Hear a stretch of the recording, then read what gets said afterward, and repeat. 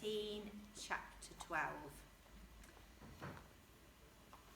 No one at first could believe the wonderful news. They stood round the plodger and stared at him with shining eyes. You really mean it? You found the prince? Asked Gertie, holding a leek which sprung out of the ground before she could stop it. The plodger nodded. Leastways, I found his mother. But how? Cornelius was completely bewildered. Surely the Trottles weren't hiding in the sewer? The plodger answered with a single word. Man-eater, he said. Man-eater? The wizard shook out his ear trumpet. Sure he had misheard. That rubbishy scent Mrs. Trottle uses. It's got a kick like a mule. I used to smell it when I worked the drains under Trottle Towers, and just now I've smelt it again. The ring of faces stared at him, breathless with suspense. Where? Oh, please tell us where, begged Gertie. I can tell you for certain, said the plodger with quiet pride, because I followed the outlet right back. It came from the Astor. That's where Mrs. Trottle's taken Raymond. She's holed up here in London and in as clever a place as you can find. Getting the perisher out of there will be like getting him out of Fort Knox. The Astor was a hotel, but it was not an ordinary one. It was a super luxury, 5-star, incredibly grand hotel. The front of the hotel faced a wide street with elegant shops and nightclubs, and the back of the hotel looked out over the River Thames with its bridges and passing boats. Gentlemen only allowed to have tea in the Astor lounge if they were wearing a tie, and the women who danced in the ballroom wore dresses which cost as much as a bus driver earned in 1 year. The Astor had its own swimming pool and gym, and in the entrance hall there were showcases with one crocodile skin shoe-in or a diamond bracelet, and there was a flower shop and a hairdresser and a beauty salon, so that you never had to go outside at all. Best of all was the famous Astor cake. This was not a real cake, not the kind you eat. It was a huge cake made of plywood, painted pink and decorated with curly bits that looked like icing. And every night, while the guests were at dinner, it was wheeled into the restaurant, and a beautiful girl jumped out of it and danced. Needless to say, ordinary people didn't stay in a hotel like it.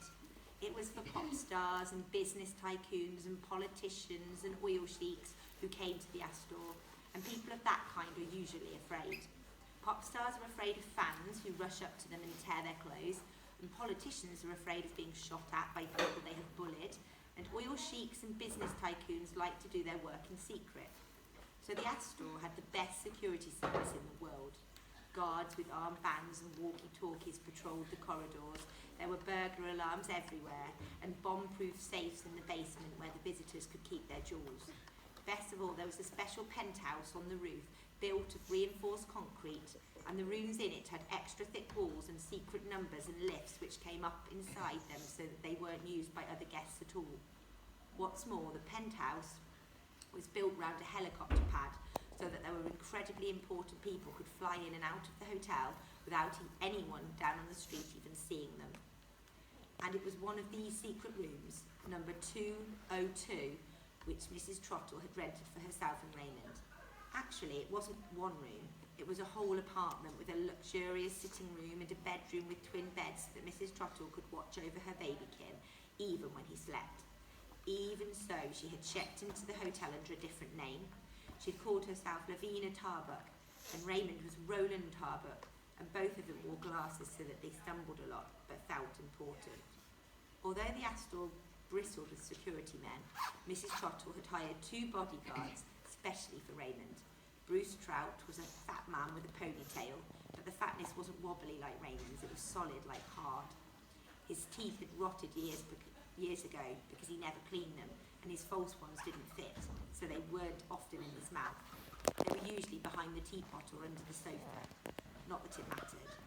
If there was trouble, Bruce could kill someone even without his teeth, and had done so many times.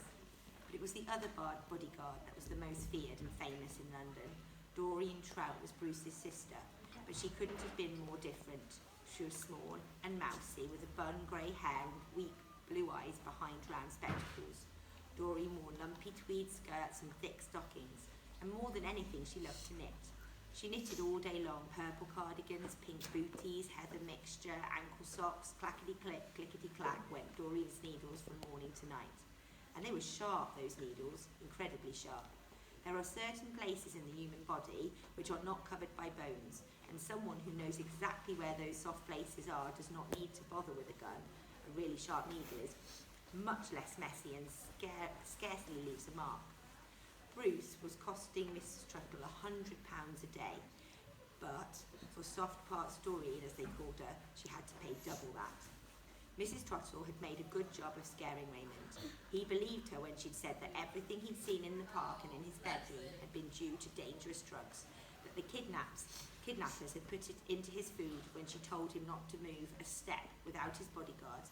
He did what he was told. Life in the Astor suited Raymond.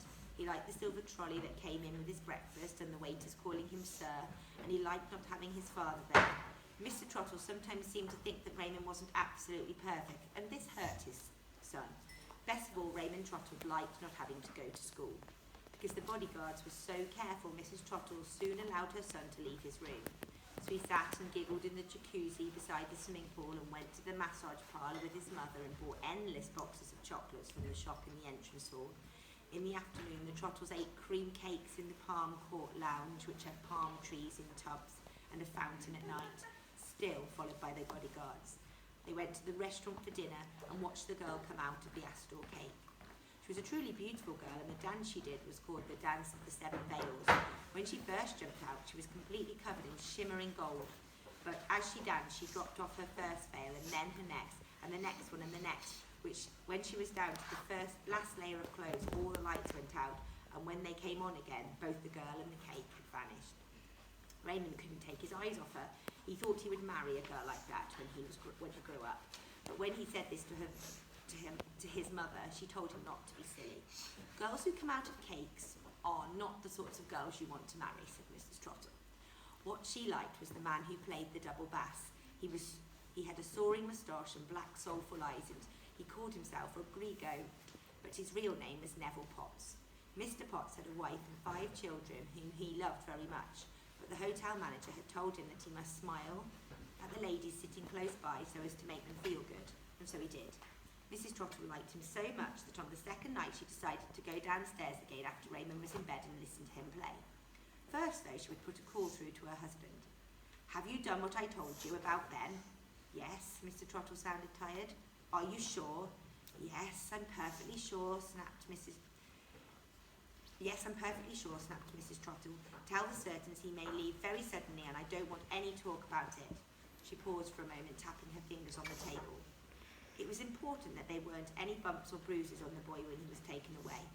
"You can tell them to let him off his work till then, and remember, Ben is to be told nothing." "What about the kidnappers? Any sign of them?" "No." "Well, go on watching," said Mrs. Trottle. Then she sprayed herself with man-eater and went downstairs to Mr. Potts to watch him play. Absolutely everyone wanted to help in rescuing Raymond from the Astor. The ghosts wanted to, and so did the banshees and the troll called Henry. Melissa Lund sent a message to say that she was moving into the fountain in the Astor so as to keep an eye on things. But before they could make a plan to snatch the prince, there was something they felt that they had to do straight away, and that was to send a message to the island. "They'll be getting so worried, the poor king and queen," said Gerke, "and even if everything goes smoothly, it could take another 2 days to get Raymond out. If they thought he was lost or hurt, it would break their hearts." But how to do this? Ernie offered to go through the gump again and speak to the sailors in the secret cove, but Caw shook his head. "Your poor ectoplasm has suffered enough," he said. This was true. There is nothing worse for ectoplasm than travelling in a wind basket, and using ghosts as messengers is simply cruel. Look, however was on their side. The nice witch who worked at a school cook had fetched Raymond's gobstopper during the magic show, had decided to go through the gump immediately and make her home on the island. She'd gone to work on Monday morning and been told she was being made redundant because the school had to save money, and she didn't think there was any point in hanging about up here without any work. "I don't say I like Raymond, because I don't, but I dare say by the time he's on the throne, he'll be much better." So she said her goodbyes. Needless to say, she was very happy to take the message to the sailors in the secret cove, so that problem was solved. "Tell them there's nothing to worry about. The prince is found, and we hope to bring him home very soon," said Caw, who actually thought there was quite a lot to worry about, such as how to get him from the Astor, how to bop and sack the boy, how to carry the wriggling creature to the gump, but he was determined not to upset the king and queen. so the witch, whose name was Mrs. Frampton, said she would certainly tell them that, and made her way to King's Cross Station. And in no time at all she was stepping out onto the sands of the secret cove. No one can be a school cook and work with children and be ballooning, and Mrs. Frampton was perhaps more cheerful than she needed to be. At all events, the message that the sailors, travelling like the wind carried back to the island, was so encouraging that the Queen started to laugh once more, and the school children put fresh flowers in the classroom, and everyone rejoiced. Any day now, any hour, the prince would come. The nurses opened the crate of bananas again, and most importantly, the harpies and the sky yelpers and all the other dark people of the north were told that they would not be needed, that the prince was found and coming, and all was wonderfully well.